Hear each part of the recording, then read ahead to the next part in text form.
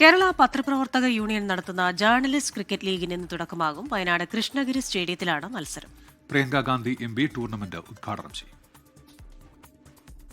കേരള പത്രപ്രവർത്തക യൂണിയന്റെ നേതൃത്വത്തിൽ വയനാട് പ്രസ് ക്ലബ്ബ് സംഘടിപ്പിക്കുന്ന ജേർണലിസ്റ്റ് ക്രിക്കറ്റ് ലീഗ് JCL 2025 മൂന്നാം സീസണ് ഇന്ന് തുടക്കമാവും. 3 ദിവസം നീണ്ടു നിൽക്കുന്ന ടൂർണമെന്റ് വയനാട് മീനങ്ങാടി കൃഷ്ണഗിരി സ്റ്റേഡിയത്തിലാണ് നടക്കുന്നത്.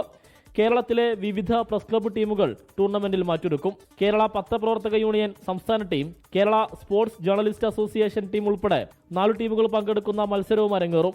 ജേർണലിസ്റ്റ് ക്രിക്കറ്റ് ലീഗ് സീസൺ 3 ആണ് വയനാട് കൃഷ്ണഗിരി സ്റ്റേഡിയത്തിൽ ആരംഭിക്കുന്നത്. അപ്പോൾ ഏകദേശം എനിക്ക് തോന്നുന്നു ഒരു 300-ലധികം പ്ലേയേഴ്സ് ഉണ്ടാവും.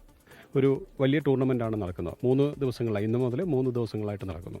14-ാം തീയതിയാണ് വൈകിട്ടാണ് എൻ്റെ സമാപനവും ഫൈനലും എല്ലാം നടക്കുന്നത്.